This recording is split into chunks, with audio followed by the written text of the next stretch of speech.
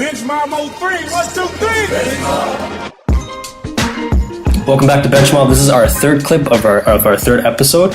We're going to be talking about the much anticipated matchup for Raptors fans over the past couple years, the Raptors versus Cavs, round 2 in the playoffs. And we have a lot to talk about, as this is near and dear to our hearts, and mostly because our hearts have been broken the past couple years by a man named LeBron James. LeBron James. So we want to talk about. We did a similar concept in the first round where we talked about X factors, and in the first round, the Raptors. God, you said my X factor was CJ Miles, and then Dennis, you said Jonas Valanciunas. You said big science, and then mine was Kyle Lowry. And we're gonna do something similar this time. We're just gonna see. We're gonna tell you, why we think is gonna play the biggest factor in this series. So let's start off with Ga. Who do you think is that gonna be that X factor for us for Cavs? I think my X factor is gonna be Freddie. Freddie. Having someone to quarterback the second unit, provide consistent scoring while Lowry and DeRozan are gonna be taking a break is gonna be important to beating the Cavs. Just balanced scoring, which the Cavs don't have. Yeah, so giving that break for Lowry and DeRozan, yeah, it's definitely important. But what do you think about when you think, or any of you guys, when you guys think of the Cavs bench? Like, does anything like stand out to you guys? Like, anybody? To me, honestly, speaking by the bench wise, talent for talent, I feel like Cavs should have more talent on paper. On paper. But so what I'm trying to say is like there hasn't been any real cohesiveness. Yeah, like any big hype over their bench.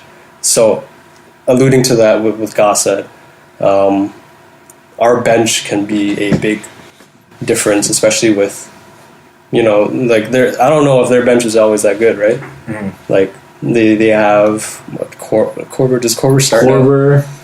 He starts once in a while. Sometimes Jeff Green, sometimes Tristan, Rodney Hood, like Seti Osman. Like some guys we've heard of, some guys we haven't really heard of. Like, but I think what God's trying to say is like they can definitely win if the starters hold their own. Like then the bench can take us there. The bench, could definitely take us probably push us.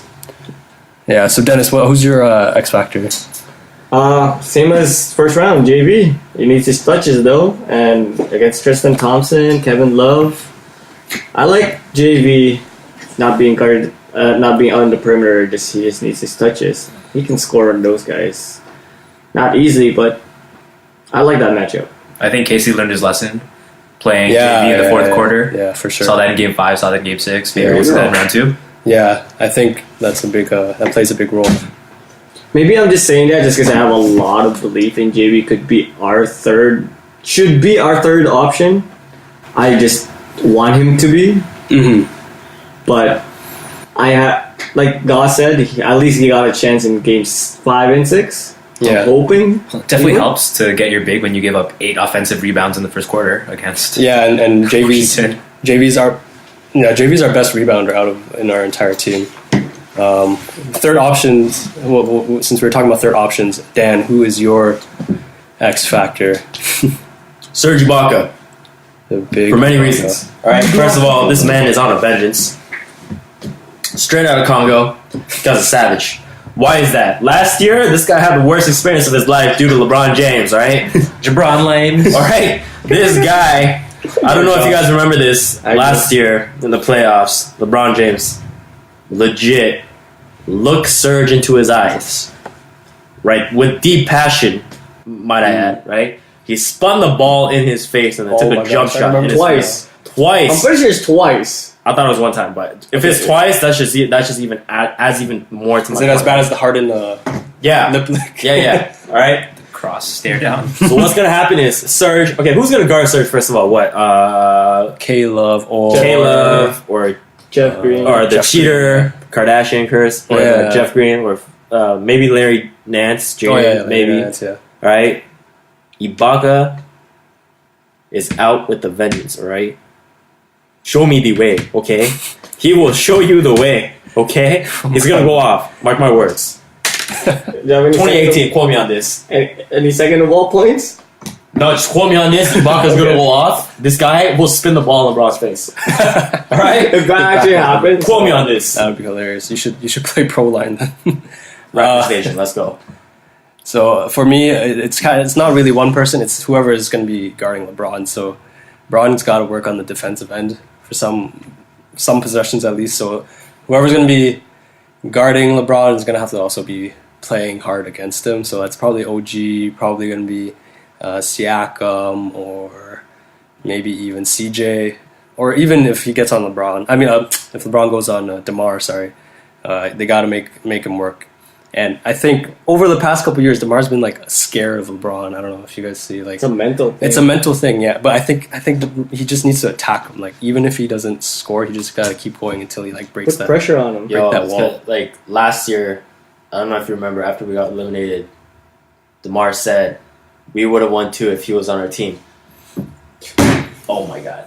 Yeah, I don't even know what to say about that. Why would you say that, first of all? Okay. Okay, As the star of our team, as the leader of our team, why would you say that, right? It's just a huge mental The thing. thing is, I think he knows he fucked up by saying that last year. He's gonna come out straight out of Compton. Straight out Compton, straight out Congo. Dennis, you want to say something? I do. Whenever the Cavs play Toronto Raptors, sorry, It's okay. I blanked out there for a sec. Chuck Barkley. It seems like they want to do a pick and roll where to put DeMar on the switch with LeBron, and then LeBron's gonna post him up. Let's see what DeMar does about that. I can see it happening already because I pictured it when LeBron played around with DeMar a couple times in the last Yeah. game they played. Yeah, it's kind of crappy. So, a question for you guys listening right now: what do you think is going to happen with this next series? Do you think LeBron's going to go off every game like what he had to do against the Pacers? Is DeMar going to go back to iso ball? Is Kyle going to go back to iso ball? And will the bench mob consistently show up, as we did not quite see in the first playoff round without Freddie? Mark my words. Quote me on this. I swear to God. Those are his favorite words. Anyways, just comment below on what you think is going to happen, and catch you on the next clip we have. See you in a bit.